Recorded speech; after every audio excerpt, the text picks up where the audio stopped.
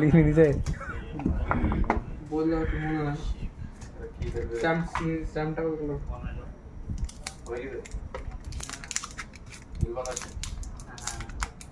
एक टाइम में बेर गया तो फोन फोन नंबर কত শুরু করে করব এখন কর পিছনটা দেখা ও ফোনের পিছনটা দেখা এস ই কে এইচ না না